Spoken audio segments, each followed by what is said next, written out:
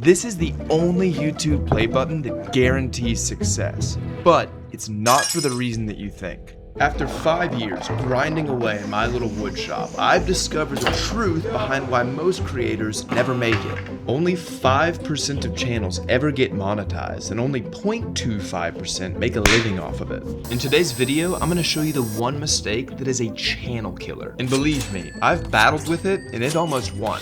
But despite those grisly odds, there is one thing that guarantees success. I'll be showing you how to make it on camera, but I'll be telling you what all the creators who just want to sell you a course would never dream of saying in a video.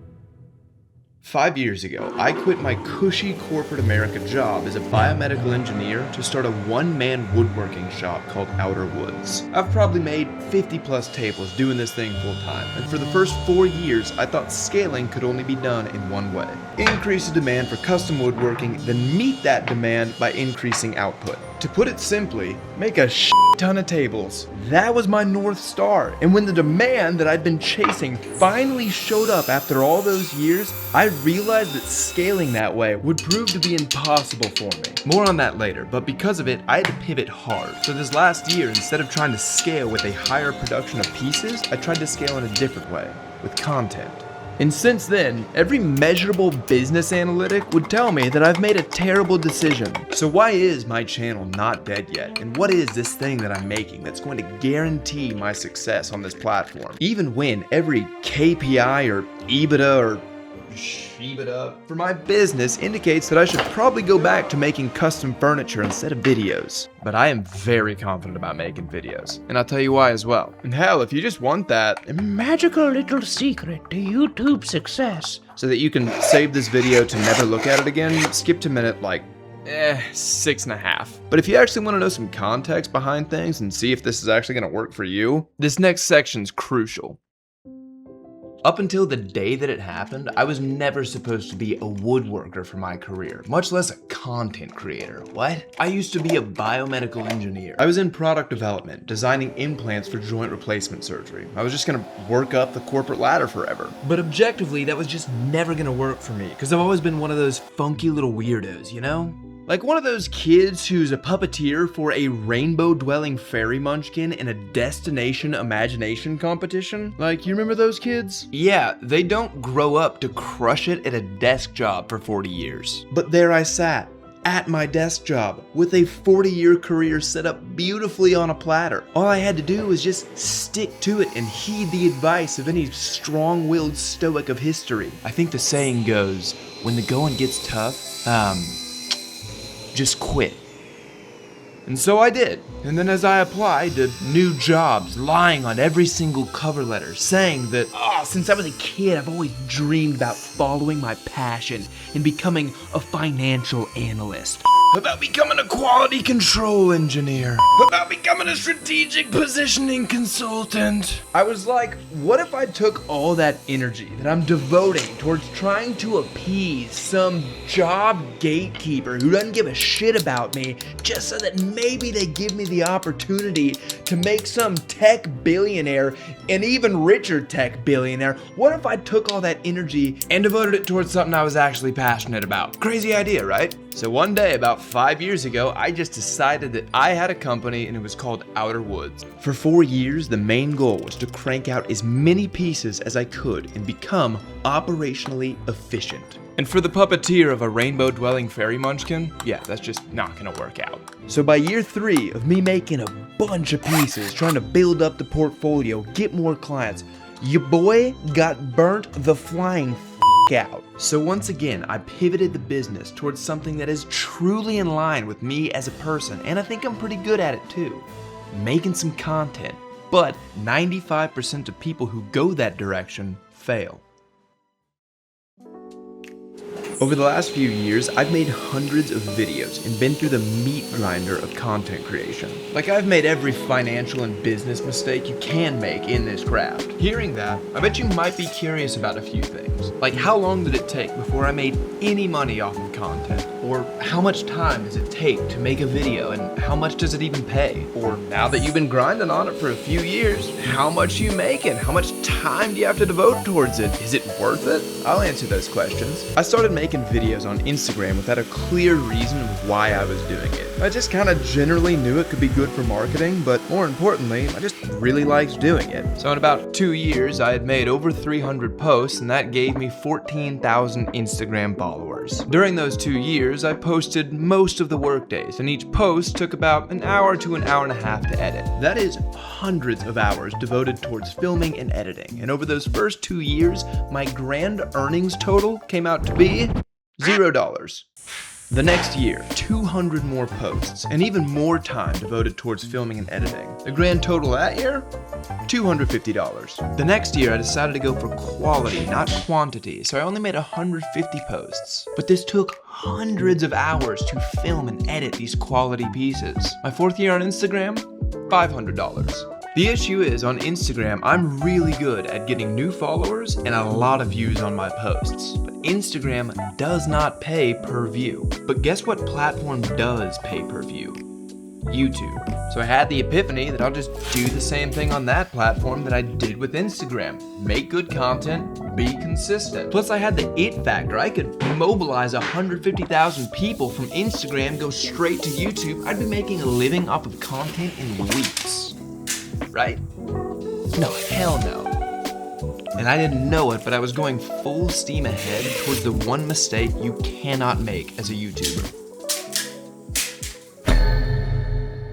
So when I started making YouTube videos, I was used to viewership numbers like this from Instagram. And I knew it wouldn't be exactly the same, but I also knew that I wasn't a beginner. I was already making really cool pieces, I already knew how to edit, I knew how to tell stories. I just wrongly assumed that my growth trajectory would be faster than average. Like when I started, I knew that I had to rack up 1,000 subscribers and 4,000 watch hours to get monetized on YouTube. I thought that might take me, I don't know, a few Instagram stories to get people from that platform to come over to YouTube, maybe get to 1,000 subscribers like that. Now you've got a little bit of a base, get all those people to watch your videos with an abnormally high retention, the algorithm pumps it. Within your first 4 or 5 videos, I don't know, maybe you're getting like 10, 20,000 views, assuming it's high quality, and I assumed mine was, because I'd been making content for a while. Maybe you get monetization in like, I don't know, 5 videos, and each video takes like 2 days? Yeah, that's not how it fucking happened whatsoever. My first video that I posted got 19 views after a year. The second video absolutely ripped with about 190 views after the first year. Oh, and the third one pulled preposterous numbers after a year.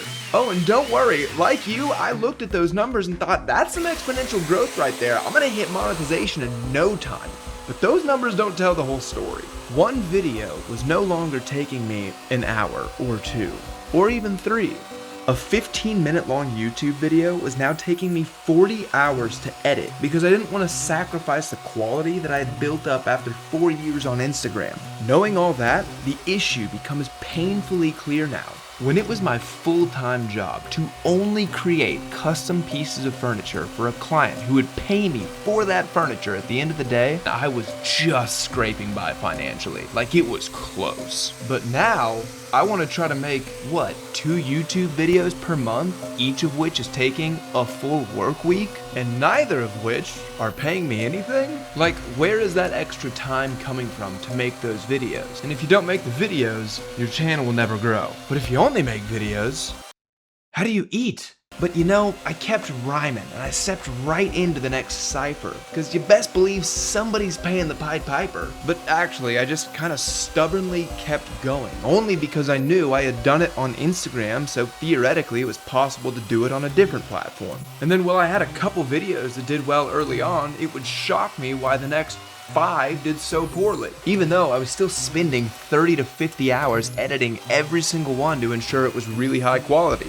And that didn't include the time it took to physically make these items. If you can imagine, no one's paying me to make them a custom wooden fishing rig. Knowing all of this so painfully well and coming dangerously close to quitting multiple times, I know why it is that people fail on this platform. And it's not because the idea behind their channel isn't good enough, or that filming or editing is inherently that difficult. It's not even that making one video is that hard. People fail because they've made 10 videos and they put their souls into it, man. They work so hard, hundreds of hours devoted towards editing them, and they see no results. When that happens, you're a lot less motivated to start the 11th. And if the 11th goes poorly, it's even harder to troubleshoot the 12th. And if the 12th goes poorly, good luck thinking of an idea for the 13th. Man, that's the weird thing about this game, is that you look at some successful creator and you rightfully determine that it's not that hard to make one of the videos they do.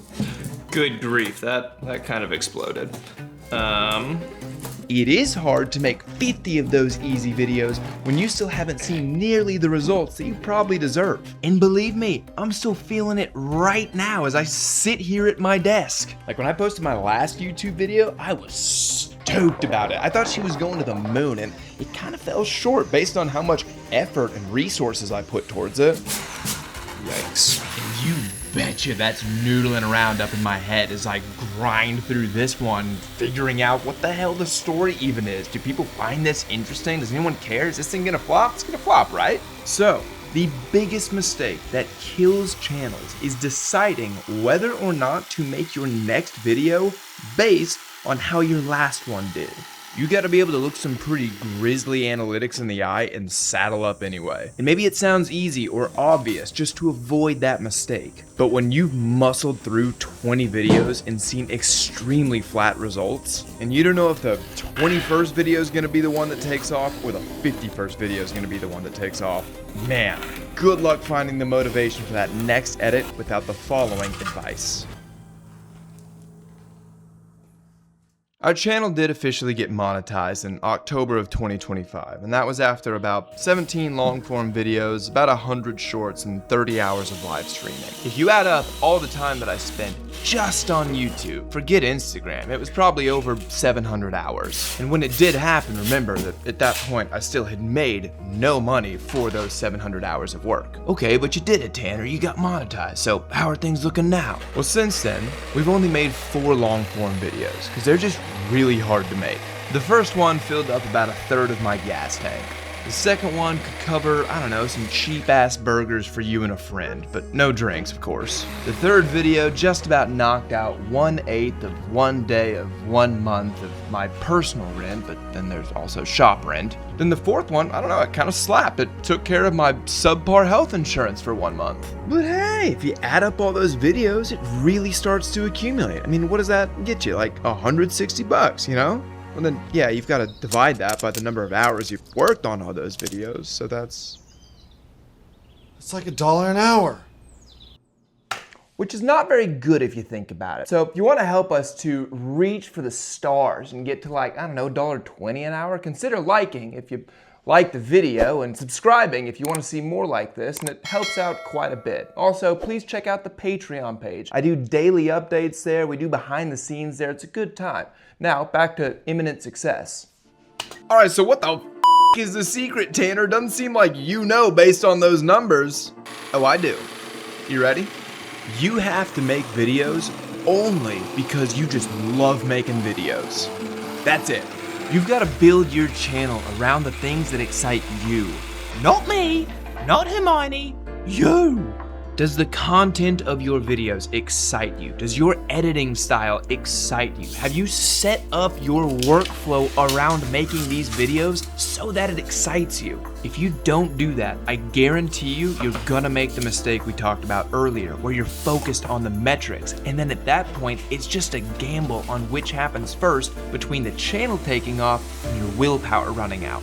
I don't want to make that gamble because I don't know when the channel's gonna take off, and I can feel that willpower slipping, baby. I don't know how many of you love playing golf, but I love playing golf, and I'm not very good at it. I could go to the course and shoot horrifically, lose my pitching wedge, and get in a fight with a goose at a water hazard. I'd still have a blast doing it, and I'd want to come back the very next day, no matter how much it sucked before, because I'm still playing golf. Or maybe like driving go-karts. Sure, you'd love to go out there and get first, but even if you got last, you're still driving go-karts. I think the saying goes, the one who enjoys go-karting will drive further than the one who enjoys getting first. If you set it up to where you just love making your videos, you're so excited to do it, then it doesn't matter when you hit these arbitrary metrics. You've already won. And doing this is going to guarantee your success in 2 ways, not just one. The first is the more shallow meaning of success, the view counts, the subscribers, the revenue. To hit those metrics, you have to make a lot of videos. But if you love making videos, you're just gonna keep doing it no matter what the metrics say. If it takes a year, 2, 5, 10, doesn't matter, you're gonna keep making videos just because you love doing it. And eventually, YouTube will reward you, I guarantee it. If you've made 400 videos over 20 years, you're going to be successful on YouTube. It's just the idea that if you never quit, you literally can't fail. And the only way to not quit is by really loving what you do. The second type of success that I can guarantee is even better than that. I can't pretend yet that I'm a big dog YouTuber, but I know my way around Instagram. I remember a day when I used to think that if I could hit 1,000 followers on Instagram, I'd probably be set. When I got to 1,000, I remember then thinking, man, if I can just get to 10,000, I'll be set. When I got there, then it was, man, look at that dude with 100,000 followers. What if I got there one day? Then I did, and the same thing happened with 200, and I felt nothing. It's like every time you get to a new checkpoint, it loses its value extremely quickly because you're looking at the next checkpoint. And I would be more concerned about being braggadocious in that regard, but you saw my Instagram revenue stats. I wouldn't be too jealous. And this whole checkpoint dissatisfaction concept is the same with money. I assume I haven't felt that one yet. Real success, I don't think, is about the destination, but it's whether or not you enjoy the journey to get to the destination. So if you set up your channel to where you enjoy the process of making your videos, you are already successful. And yes, past the hippy dippy bullshit, I can guarantee you're going to grow from a metric standpoint as well. Of course, we want to make quality content, but at the end of the day, it's more like a longevity and quantity game that we're playing. You gotta be able to survive and hang around long enough to actually get good at making videos.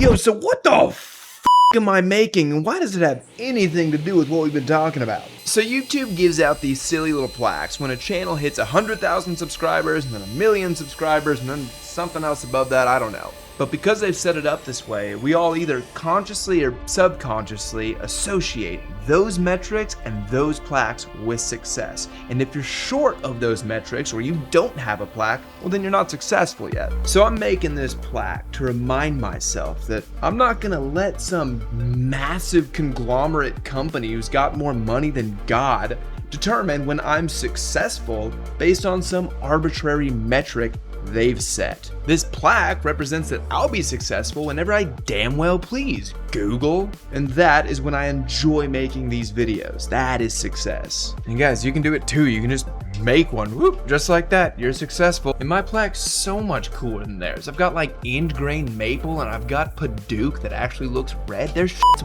worthless, it's plastic. And if you can't make one out of wood like this, go make one out of like macaroni art or dirt. Who cares? As long as it's something that reminds you that you determine when you're successful. And you're successful when you love what you do. As always, huge shout out to all of our Patreon supporters, but especially Brooks B as a member of the Old Growth supporters. We got a crazy build coming for you in a week or two. You will not want to miss that. See you then.